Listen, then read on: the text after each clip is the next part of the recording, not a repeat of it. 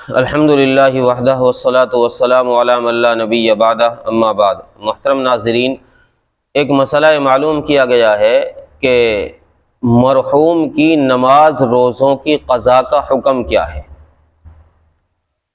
مرحوم کی نماز روزوں کے قضا کا حکم کیا ہے؟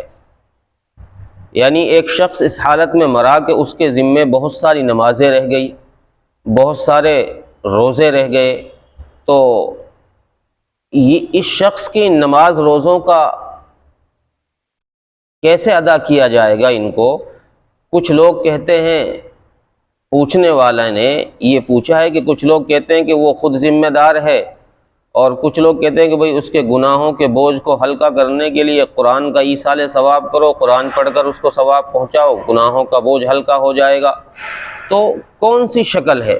قرآن و حدیث سے اس کا جواب یہ ہے کہ ایسا شخص جس کے ذمے نماز روزے رہ گئے ہوں، فرض نماز روزے، تو چونکہ فرض نماز روزوں کی کوئی قضا دوسرے کے ذمے نہیں ہوتی، یہ آدمی کے خود ذمے ہوتا ہے، اور اب اس کا انتقال ہو گیا، تو اب اس کی نماز روزوں کا کیا کیا جائے گا؟ ان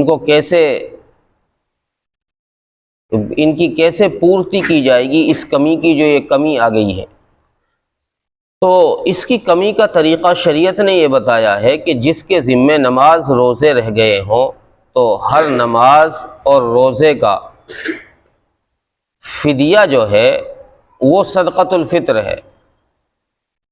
تو ایک نماز کا حساب لگا کر ایک نماز کا فدیہ ایک صدقۃ الفطر کے برابر، یعنی 2.25 کلو گیہوں جو ہوتے ہیں عام طور سے، اتنا ایک نماز کا فدیہ ہے۔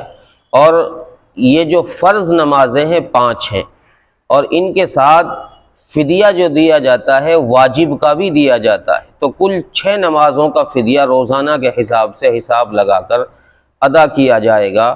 اس فدیے کے ادا کرنے سے امید ہے کہ اللہ تبارک و تعالیٰ کے یہاں اس کی پکڑ نہیں ہوگی، اللہ اس کو بخش دیں گے، اور اس کی نماز روزوں کا یہ صدقۃ الفطر کا فطر کی مقدار میں گیہوں نکالنا یا اس حساب سے پیسے نکالنا، یہ اس کی نجات کا ذریعہ بن جائے۔ السلام علیکم ورحمۃ اللہ وبرکاتہ۔